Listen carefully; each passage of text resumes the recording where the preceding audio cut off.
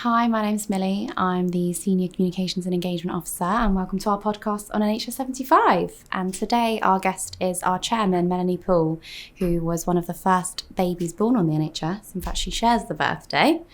So we're going to ask her some questions and find out a bit more about her life. So please introduce yourself, Melloney. My name is Melloney Poole, and I have the privilege and the pleasure of being the chairman of this trust, the Portsmouth Hospitals University Trust, and I'm delighted to share this podcast with you, Millie. So tell me a bit about your current role. It's rather difficult to describe the role of the chairman. In strict terms, I lead the board, and of course the chief executive has the far harder task of leading the organisation. So it's a division of responsibilities and accountabilities between the implementation of the strategy and the working out of what the strategy should be, which is done by the board. So I'm the chairman of the board, and I work very closely, of course, with Penny, our chief executive. And what's a normal day look like for you as a chair? There is no normal day, but today has been a fantastic day because I've been around the hospital meeting various teams, incredible people who are doing incredible things.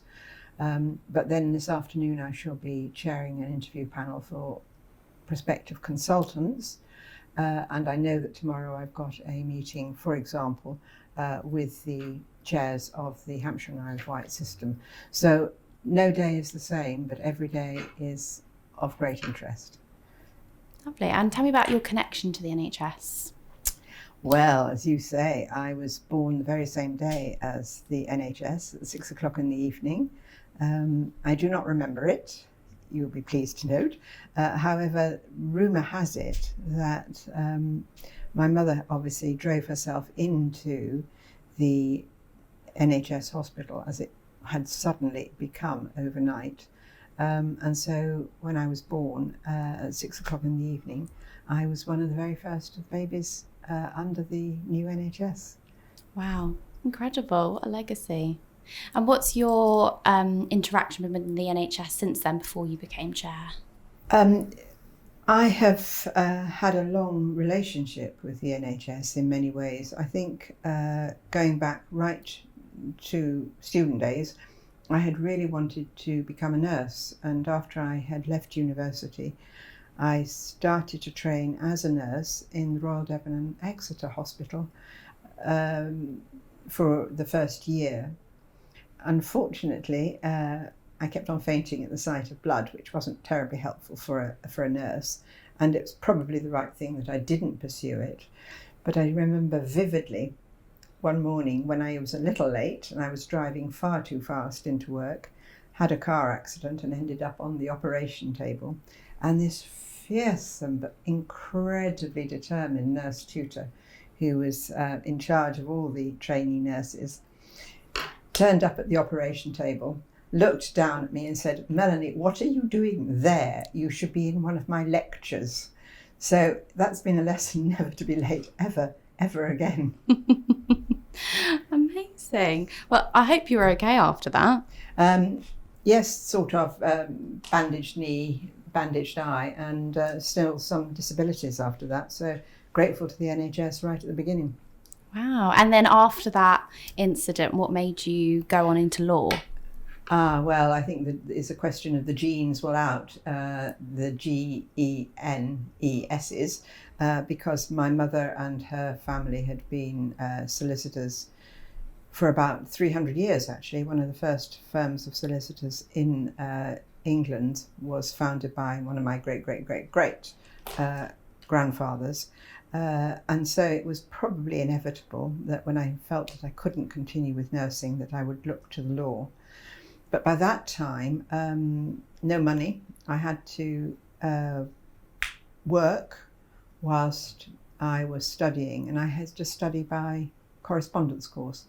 I couldn't have the money and I couldn't come to the law schools where most people did, but I was teaching at the time, and so after the day's work would do the work that I had to do in the evening. And when I eventually qualified, or just before I qualified, having had the first article clerkship as they were called in those far-off days, for a female in this firm of solicitors in London, opposite the High Court. Really, really Dickensian premises, flittering gas fires, dark smog at the windows, elderly senior partner. And he made the leap of faith and offered me the first articled clerkship that his firm had ever offered. I was told when I eventually qualified, again through correspondence, not having been to the law school, "Oh, we never thought you'd pass." The fact that I did was incredible, and I was so relieved. But after that, I continued in private practice, and then I became a specialist in corporate and commercial law. And whereabouts in the country were you born? I was born in Sheffield, very proudly in Sheffield, and the reason, partly, that my mother was so pleased with having driven me into the hospital, allegedly, is because in those days, only those that were born in Yorkshire could play cricket for Yorkshire.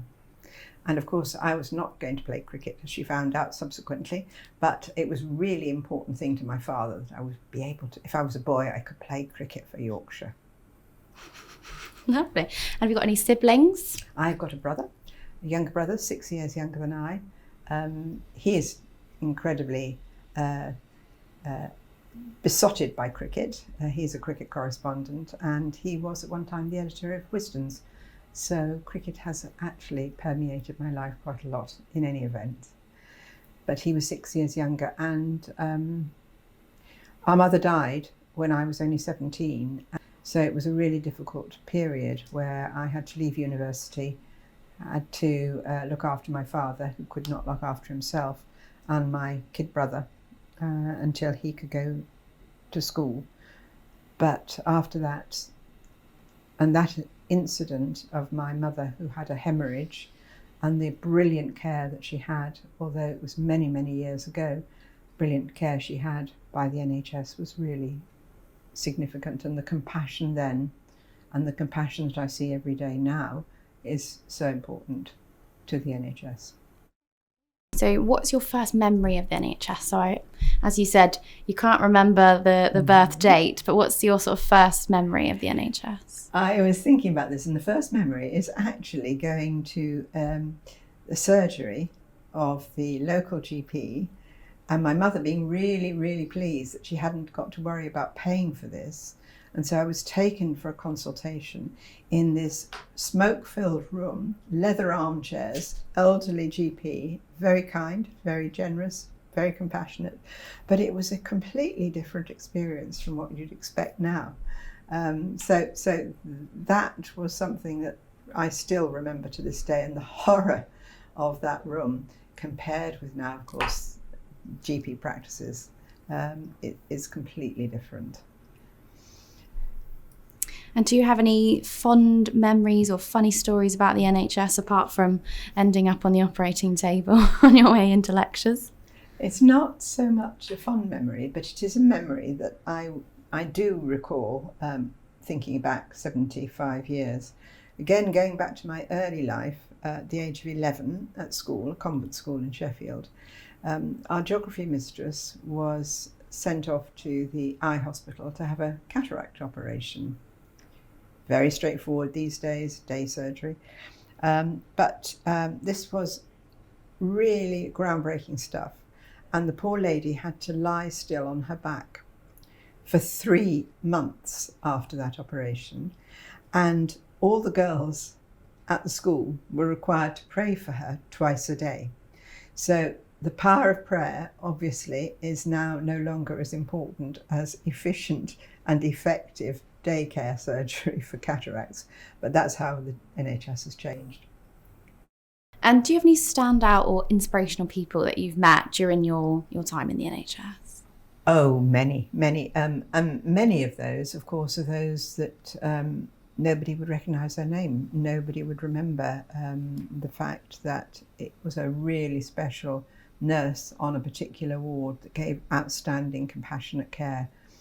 But clearly, apart from my nurse tutor, who was so severe with me, I do thinking about this, when I first came to Portsmouth, in 2017, one of the most inspirational leaders was, of course, Mark Coven, and he really set the ground for that which is the other inspirational leader that we clearly have today, which is Penny Emmerich.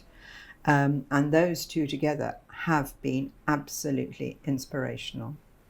But there's another really inspirational lady that I met only today, and I won't name her, but she'll know if she listens to this.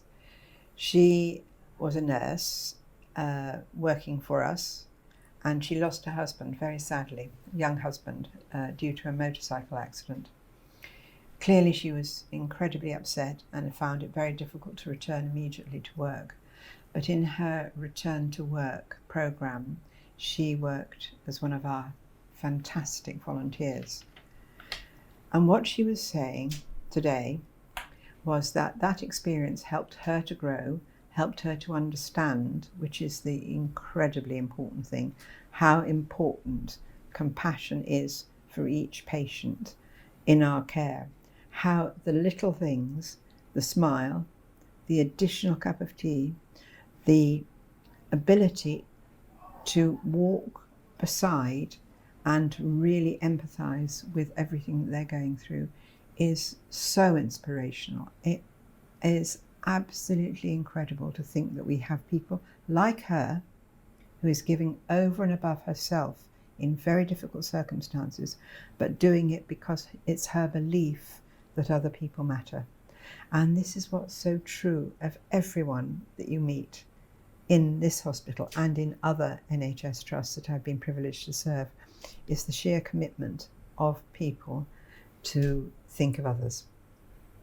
Absolutely. And what other NHS trusts have you worked in? I started as a non-executive director in 1993, so 30 years ago. And that was in the Preston Acute Hospital Trust in Lancashire. We then moved back down south and I served on the board of the Royal Surrey County Hospital in Guildford. And after that, on the board of the Sussex Partnership.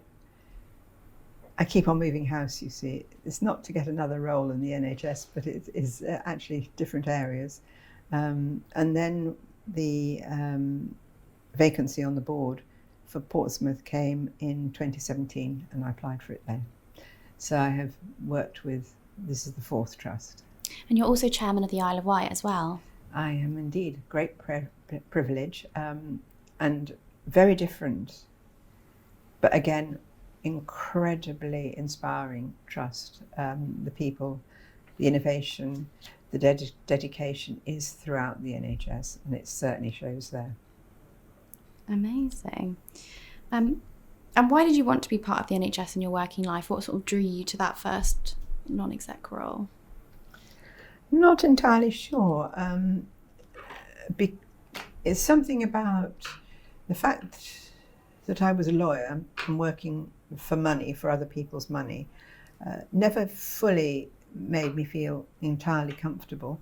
And so I was always keen to appropriately support other activities, charitable activities in particular. But the NHS opportunity came up when we first moved to Lancashire, and I was lucky enough to be considered and appointed to the board. And of course, once you're a board member in the NHS, it is addictive. It is incredibly absorbing work because at board level, it is full of problems that you cannot solve, risks you must mitigate, complexities beyond that which you would ever think possible, but also the ability that is required to think in so many directions, but still to come back to what is best for the patient in the hospital, that really is important. And not being able to solve the problems of systems or lack of money or lack of staff quickly at pace, which you wouldn't normally do in a commercial environment, for example, is, as I say, addictive. It is sometimes very, very frustrating. But when things work and when things are improved, when, for example, this trust got to good in 2018 and then a repeated good through the inspection from the CQC, then you know that it's absolutely worthwhile doing. It's an incredible feeling of that is the right thing to do. And what makes you proud to be PHU, so proud to work at Portsmouth Hospitals University NHS Trust? I don't think this will surprise anybody. It's everybody. It's the people, it's the sense of community, it's the family, it's the huge range of diverse talents and ability. I mean, like you, Millie, you are here doing things with regard to your skills that ultimately are in support of this hospital. It's absolutely fantastic to see the range, to understand that everyone is committed to this family, this community, this really important institution in Portsmouth, and that ultimately every single person comes to work for other reasons than making money. It is just incredible and a huge privilege. And Portsmouth has a really strong military link. And obviously in your previous jobs, you worked in the MOD, so tell me a little bit about that. Yes, previously, for 6 years, ending only last year, I was the Chief Executive of the Armed Forces Covenant Fund Trust, which was set up by the Ministry of Defence with some money in order to support, as it says, the Armed Forces Covenant. And the Covenant, as you know, Millie, in particular, is all about ensuring that those who have served the country in the armed forces are not disadvantaged in any way when they leave the services. But this fund was particularly to support the various charitable organisations that support veterans. And in order to distribute money fairly, of course, you need to have a process, a rigorous legal and governance process whereby you make decisions transparently and on the basis of the information in front of you, and that are not challenged, particularly important when it comes to obviously government money, that are not challenged. So I was retiring from my role as the Director of Legal and Governance at the Shared Legal Services for the Arts Council, Heritage Lottery Fund, Big Lottery Fund, Millennium Commission, where I'd done exactly the same role. And so I was headhunted to the MOD to set this new fund up. Hugely successful. We attracted much money from the government in order to distribute to charitable causes, and a very large backlog of assets which had been funded previously through what was called the LIBOR Fund, but in fact has made a significant difference to the armed forces. And you've got your own personal connection to the armed forces as well. Yes, although he won't thank me if I mention it, but my son is in the armed forces, and so again, although very limited, there is some empathy, there's some understanding, there's some life experiences about the stresses on families when one of your loved ones is in the services, when they're away, when they're on active service. As a mother, there is very little you can do except wait until they return safely. But yes, my son was both in Iraq and in Afghanistan, and it's not easy for parents, and it's not easy for spouses. It's very, very hard for children. And is that why one of your passions sort of in the MOD and also in the NHS is around the armed forces? Oh, very much. Public service, again, the same concept, that you are doing a job because it is important to others. I believe in public service. Certainly don't have health insurance, been to state school, sent my children to state school, never relied on anything other than public service as a family. So, yeah, really, really important. Definitely. And what is the biggest sort of differences and changes you've seen in the NHS? You've sort of talked about the difference in the GP medical rooms, but anything else that kind of really stood out to you? Well, again, it goes back to that cataract operation. Huge advances with technology, with understanding the needs of a patient, the specific needs of the patient, particularly when it comes to cancer treatments. amazing advances with that work. But what I'm really excited in for the next 5 years for the NHS is the ability that we should have to harness the good that is in artificial intelligence, the real ability to understand in depth and in detail some of the information that we clearly collect but don't necessarily fully analyse or understand.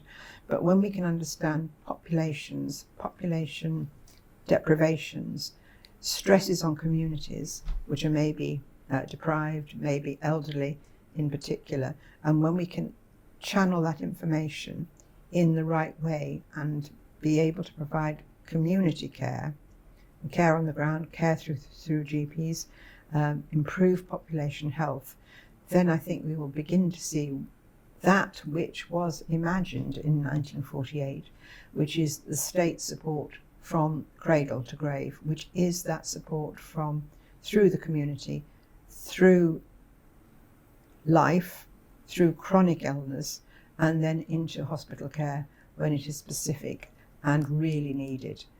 And that's the golden thread, I think, for much of the work that I would actively support. And what do you think the greatest achievements of the NHS and also within PHU have been? It is, again, goes back to something that I said before. It's the fact the greatest achievement is every single member of staff that works here and contributes in the way that they best can, inclusively and with compassion, supporting our patient care. The number of people that we value as our staff, supporting all our patients day in, day out, is the biggest thing that this hospital should be proud of. We don't always do the care of our staff as we should do, but we should do as much as we can, because that's what the hospital's all about. That's what the NHS is about, and we're just one part in the whole pathway. But in order to do our part as best we can, we need more resources on the other sides of the pathway. And that's what I hope the NHS in 5 years will have mastered, that understanding of support in the community. And what are you excited about for the future of the NHS and PHU? I'm excited about our new ED department, thrilled about it in fact, really looking forward to that. Really pleased about the other building work, the building of the extension. Really pleased about the fact that we are now in a more formal partnership with the Isle of Wight Trust, and that together under Penny's leadership we will be able to look at the needs of the population of South East Hampshire and the Isle of Wight together. Really pleased about some of the innovative work that's going on resulting from the research that we do. Really close partners with the rest of the providers within Hampshire and Isle of Wight. And in particular, I am looking forward to that sense that we are continuously improving. And although I would dearly love to get to outstanding from the CQC before I leave, the fact that we are doing our best with every challenge that this trust has got, partly because of national circumstances. And I think we're doing it as well as we can, and that patients are getting safe care and continuous care, and that staff are feeling supported. That's quite a list. Lots of things to look forward to. And in terms of the new building, will you be visiting the new M&S and Costa? Oh, yes. Yeah. And I'm hoping that the new build will be launched, of course, before I leave. Absolutely. Do you have a favourite Costa order? Go-to coffee? I usually drink tea. Fair enough. I believe they do tea. And what do you think NHS 80 will be celebrating? So as you sort of mentioned, within 5 years. Yes, you see, that's what I think is really interesting when you looking back over time, periods of progress in the NHS, huge progress in the late 70s, for example, huge clinical progress, I think, in the 80s and continuously. But unless you look back, you don't realise how far you've been. And I think the next 5 years, if we looked back 5 years' time to now, it will be around better use of information. It'll be around more compassionate but also more efficient patient pathways, because we'll know so much more about treatments and what's effective. And hopefully we'll be more efficient at delivering that treatment. But of course, above all, it will always depend on that face-to-face contact patients have when they come into the hospital. Absolutely. And you've, as you said, you've been chair since 2017 and your tenure comes to its end next year. So what are you most proud of having been chair at PHU for the last 5 years? When I reach my retirement point, I'm hoping I shall say I'm most proud of a trust that has maintained its ratings as good, because that is an objective metrics. I will be really proud of the support, hopefully shown to staff through the staff survey, but there will also be that new build. That'll be fantastic. I'll get you a big pair of scissors for the ribbon. Absolutely.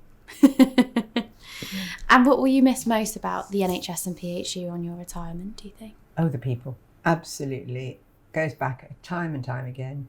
It's to every single member. It's to everybody who works for the NHS, works for others, but produces a community of feeling, that sense of family that I do hope exists in Portsmouth, with everybody feeling able to contribute their very best. It's brilliant. It's a fantastic place, and everybody in it is fantastic. And if you could sum up the NHS in one word, what would it be? Essential. Pragmatic word, but essential. But also heartwarming, addictive, exciting, really the very best place, I think, to work, despite the challenges, despite the difficulties. But where else is there somewhere that can do the good work that the NHS does? Happy 75th birthday to the NHS. A very happy 75th birthday to the NHS, and onwards to the 80th.